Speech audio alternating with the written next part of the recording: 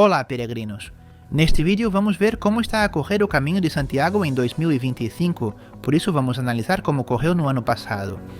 E depois vamos ver o alarido que se fez com a alteração das regras para obter a Compostela, o documento que acredita que se fez o Caminho de Santiago a pé. Porque é uma verdadeira confusão. Vamos lá!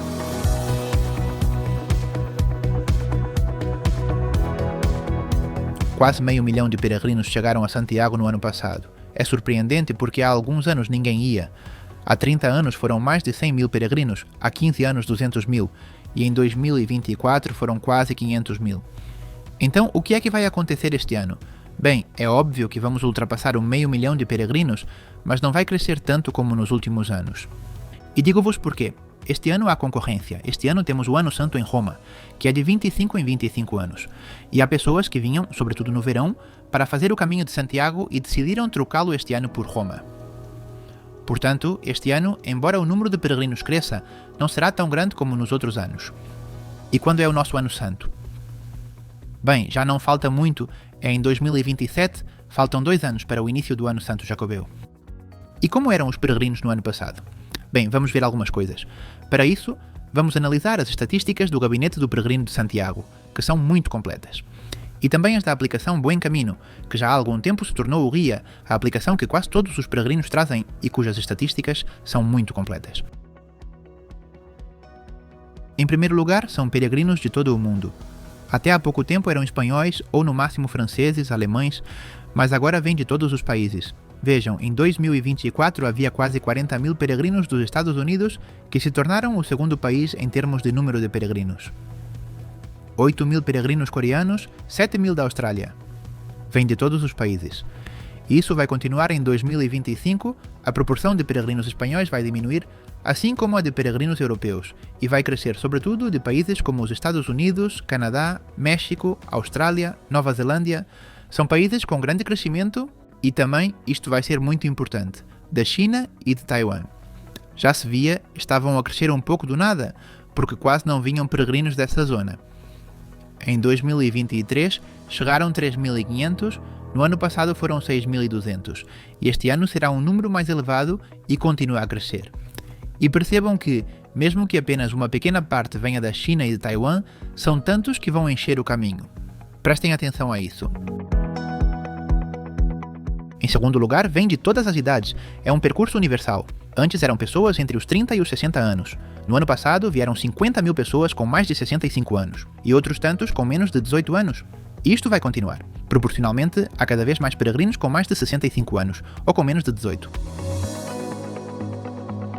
Em terceiro lugar, chegam por todos os caminhos. Como sabem, há muitos caminhos que se chamam Caminho de Santiago. Se não, eu explico-vos. Há o caminho francês, que sempre foi o mais utilizado, mas depois há o caminho do norte, o caminho primitivo, os caminhos portugueses. Há muitos caminhos, e o maior crescimento é precisamente nos caminhos portugueses, no central e sobretudo no do litoral.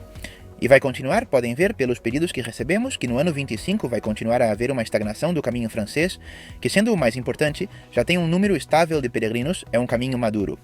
Um crescimento assinalável do caminho português central e do caminho inglês, e sobretudo do caminho português da costa. Este tem uma taxa de crescimento que deve ser tida em conta, pois acreditamos que está a crescer a um ritmo superior ao número de lugares disponíveis para dormir, pelo que, nos meses de maior afluência, será necessário ter cuidado para encontrar alojamento. Quanto às rotas que não chegam a Santiago, as que se juntam a outras rotas para Santiago, o Caminho de Santiago de Madrid e o Caminho do Salvador, que é uma rota que junta León e Oviedo através das montanhas, são as que estão a crescer mais. E fora de Espanha temos principalmente a Via Lepuya em Velay e a Via Arles, que estão a crescer muito. De facto, todas as rotas em França estão a crescer muito e, em menor escala, também na Alemanha. E sabem por quê? Porque estas estradas estão a ficar cada vez melhores. E vê-se que há menos franceses a chegar a Santiago e também menos ou o mesmo número de peregrinos alemães, porque decidem fazer os percursos nos seus próprios países. Estão cada vez mais bem sinalizados, têm melhores alojamentos e decidem fazer os percursos em França e também os alemães na Alemanha. E em quarto lugar, quando é que eles chegam? Bem, durante todo o ano estou a ver peregrinos a passar em dezembro. Se antes era sobretudo no verão, sobretudo em julho e agosto, agora estendeu-se a todo o ano.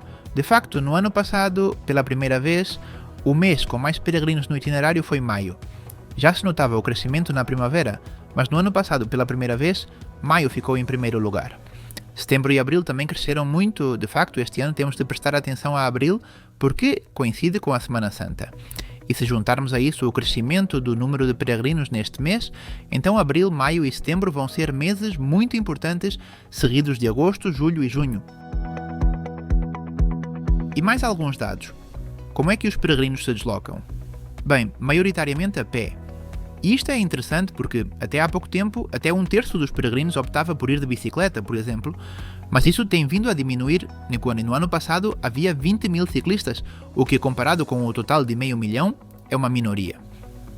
E também, como facto curioso, a questão das mulheres peregrinas. Até há pouco tempo era uma rota de peregrinos maioritariamente masculinos, e depois da pandemia igualou-se, e agora até há um pouco mais de peregrinas do que de peregrinos.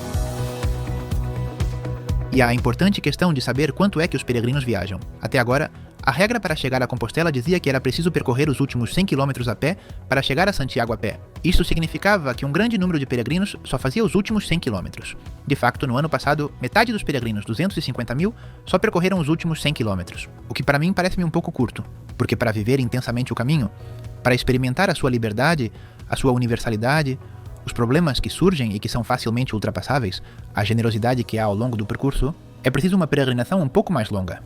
Ou seja, se puder fazer um dia a mais, 2, uma semana a mais, ou começar em Roncesvalles, vai ter uma experiência muito melhor do caminho de Santiago. Bem, mas a regra mudou, e agora é preciso percorrer 100 km a partir de qualquer lugar, de qualquer caminho de Santiago. Por outras palavras, pode-se ir de Madrid a Cercedilla e já se fez o caminho de Santiago. E acrescentam mais uma coisa, que é preciso chegar a Santiago fazendo a última etapa a pé. Não especificam qual é a última etapa, se são 30, se são 20, se são 5 km, mas também é mais complicado, porque se escolhermos 100 km num troço estrangeiro, por exemplo em Portugal, a partir do Porto, ou na rota do caminho de Puy-en-Velay, em França, depois temos de fazer mais 70 km a pé em Espanha, e claro, essa última etapa, que não sabemos qual é, para chegar a Santiago a pé. Que confusão! E por que isto? Acaba por fazer algum sentido porque ficaram com uma espécie de tento, mas não consigo, de admitir toda a gente como peregrino. Não são peregrinos só os que andam 100 ou mais quilómetros, mas toda a gente é peregrina. E é uma dicotomia que surgiu no século XX porque até então as pessoas faziam peregrinações a Santiago e faziam o caminho de Santiago, e era a mesma coisa. Mas quando apareceu o autocarro, o comboio, o avião, bem, podia-se fazer uma peregrinação a Santiago sem fazer o caminho de Santiago. Podia-se fazer uma peregrinação a Santiago, ser peregrino, chegar de avião e ir ao túmulo do apóstolo Santiago. Mas não se tinha andado um único quilómetro. Portanto, há este dilema de 2 pontos de vista. É-se peregrino se se chegou a Santiago ou se se percorreu o caminho? E só há um documento, a Compostela. A minha ideia, que já propus num vídeo neste canal, é que haja 2 documentos. A Compostela, que certifica que se chegou como peregrino a Santiago, quer se tenha percorrido 1 quilómetro, 100, 1000, nenhum tanto faz. É um peregrino que chegou a Santiago e quer um documento que o comprove. E outros, chamem-lhe o que quiserem, o Compostela Premium, o Compostela Plus, o que for, que comprove que, para além de ter feito a peregrinação a Santiago, percorreu o caminho de Santiago, que é um bónus adicional que é bom fazer o caminho de Santiago. Isso foi encorajado sobretudo a partir dos anos 60 com o desejo de recuperar o caminho a pé, e é algo que ajuda na peregrinação. Mas sim, uma viagem a longo prazo, não a última etapa de 5 km, nem 100 km, mas uma em que se possa viver intensamente as virtudes do caminho de Santiago. Para isso, são necessários pelo menos 10 ou 15 dias, ou seja, um mínimo de 300 km. O que é que vai acontecer este ano? Será que as regras para chegar a Compostela vão ser novamente alteradas? Será que o número de peregrinos na última centena de quilómetros vai ser reduzido e vai aumentar nas centenas de quilómetros dos outros troços? Bem, eu depois digo-vos, vamos ver o que acontece. Entretanto, podem comentar este vídeo, ver o que acham desta mudança de regras ou como veem o caminho em 2025. Bom caminho!